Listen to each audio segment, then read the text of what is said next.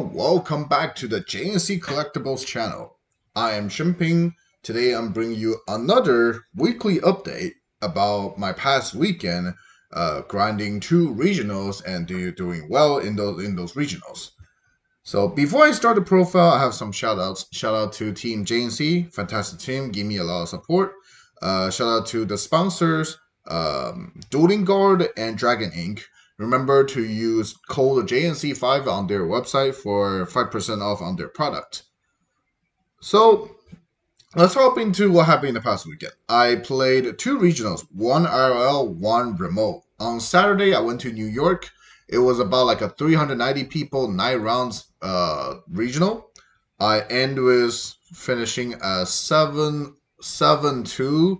Lost to 2 player in top 8, both be Dragon. Funny enough. And then that was and the 16th place after Swiss. Sunday I pretty much played the same list, and then was a remote regional 7 rounds. I finished with 502, 2 draws, no losses. The 2 draws were one of them was a tier who milled very crazy in game 1, so kind of auto lose. In game 3, I prevented being killed by time through a scatter shot, so Anders pushing for a draw. And then the other one was Runic Stun, which is a very horrible matchup for Rescue Ace. So the best, like I kind of auto lose game 1. Game 2, I won after grinding. But obviously, Runic Stun is gonna take a lot of time. In game 3, I just prevented Mooning being used to gain life in time, so push for a draw.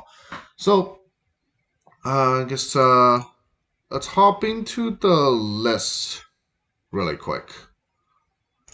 This is pretty much what everyone, if you have been paying attention to my deck profiles in the past couple weekends on this channel, you'll pretty much see this list for like several times already. There's nearly no difference, but very few updates every week. But I'll just quickly go through all of them. Standard race ratios: 2 turb, 3 hydrant, 3 lifter, 2 preventer, 1 impulse, 1 fire engine, 1 depot. This is like my personal favorite lineup for all the race engine monsters.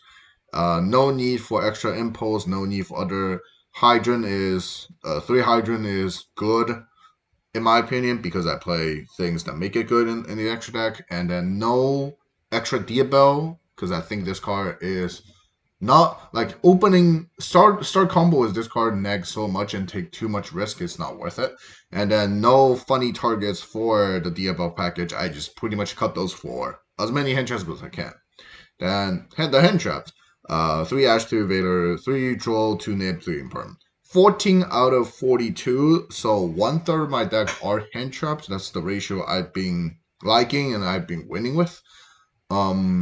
Pretty much like whatever Richardetto, Jesting Crown, whatever funny level 1 fire package that people been running, I cut those. I think they are unnecessary things, and I feel like going second, like winning going second is more important, so more hand traps will be more helpful. And I think Ashing Perm Veiler Droll are nearly a must 3 in the format. The only thing that could be changed is Nib. Nib honestly isn't performing as good at all compared to a lot of other hand traps. Nib, like, by itself is probably the weakest hand trap in my whole main deck, but because Nib is just so good post-siding, especially when I'm going first, I eventually want to have Nib somewhere in my deck. And looking into my side and Nib, I feel like Nib at the end will be the best one in the main, despite it's still not as good as a main deck, but it's just better compared to the others. So I just decided to main Nib. Drawing into pairs with Nib and others feels good, but drawing into Nib alone feels sometimes pretty bad. And then the standard lineup: 3 emergency, alert rescue HQ, 3 wanted, snake eye, 3 pot, and 2 trap. Pretty much minimum lineup. Nothing special. This has been the same. The main deck has been the same for weeks at this point.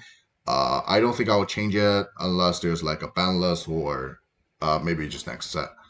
The extra deck is also pretty much the same. I don't think I've made any changes for a while. Typhoon, 2 Little Knight, SP, or IP, 3 Charmers, including the light one for whatever in the extra deck.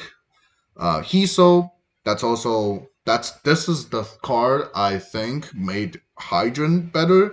So in order to like maximizing Hydrant by itself, I think Hiso is needed.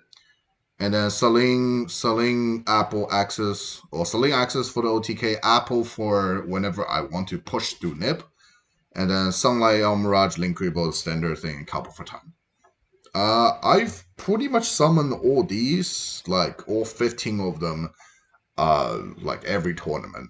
So I don't think any one of them will be even changed at all, ever, for now. Lina, funny enough, there are like surprisingly a good amount of Light Monster in the format because Valor also has been increasing popularity, and there's more often I've been using Nib or either Nib or Nib token for the Light for Lina, and it actually came up just outside this funny packages that you will see inside. Then the side shifter, quote again from Joshua Schmidt. Congrats to him for just winning another ICS. But quote from him: if a deck that can utilize shifter better than its opponents, then the deck can run shifter, which fits perfectly in Rescue situation. Does shifter hurt something? Yes. It make the regular race plays a lot vulnerable to other hand traps and make Diabel and Wanted or the entire package useless for that turn.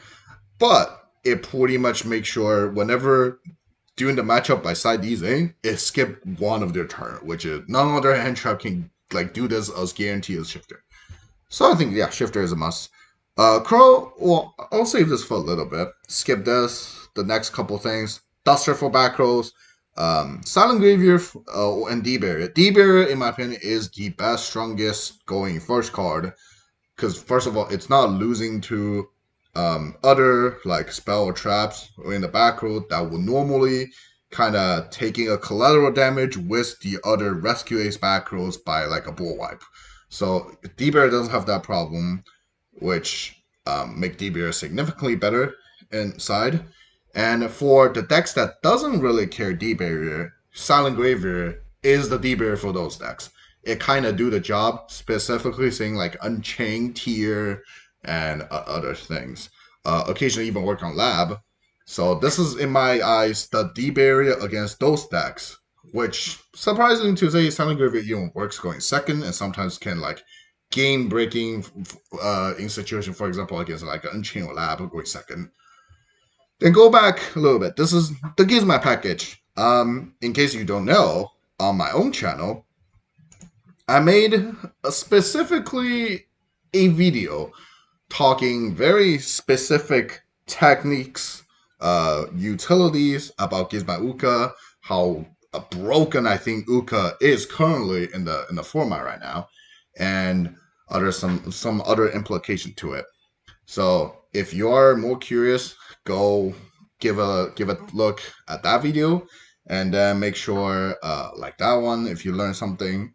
So, but long story short, in my side deck for Uka, Uka itself is good in mirror match because Uka summons something with the same attack and defense, which fits every single race monster, which turn Uka into another impulse in mirror match.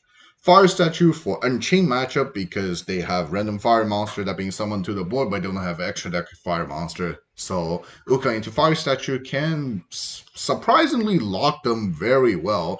And this actually has won me several Unchained matchups, just all the win me Unchained matchups.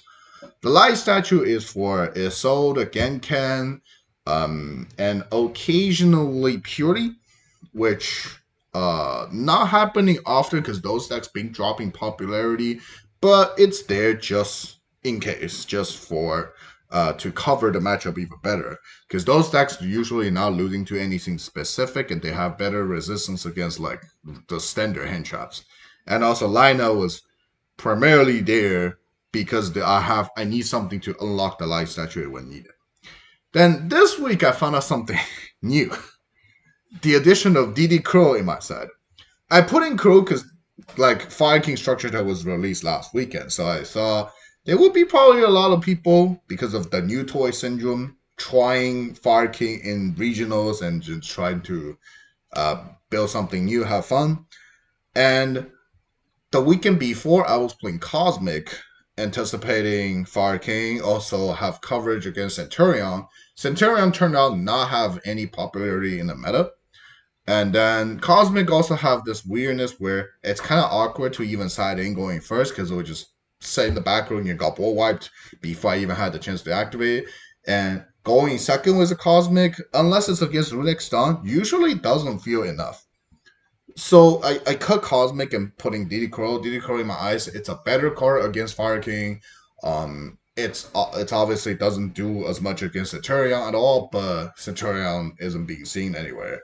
And DD Crow do double up on Lab, purely tier, which are not the bad match. Well, Lab is a bad match, the other two are not, but it's like it's always good to double down on those matchups because those matchups can go out of control very easily.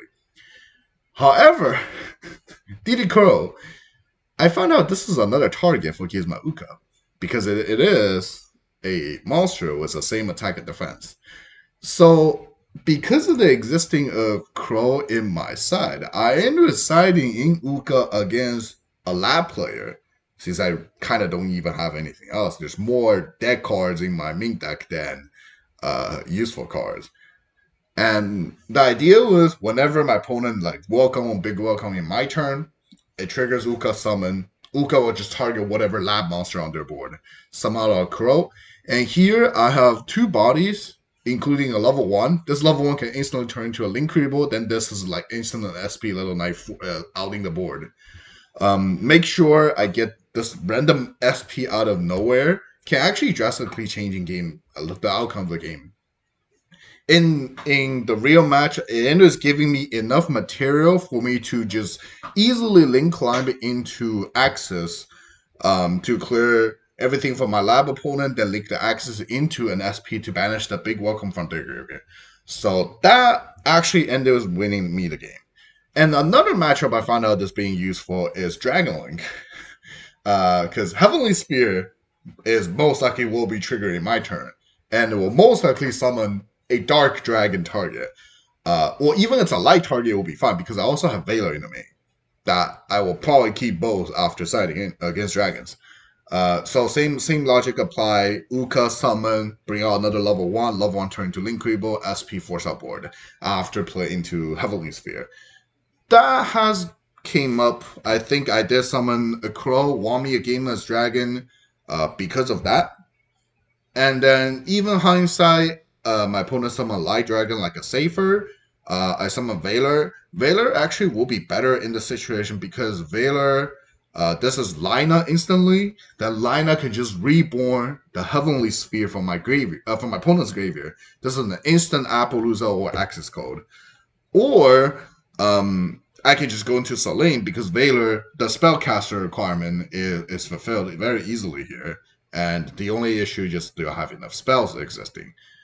So at the end, I was like, I was not expecting myself finding even more use of Uka, realizing even more broken things about that card.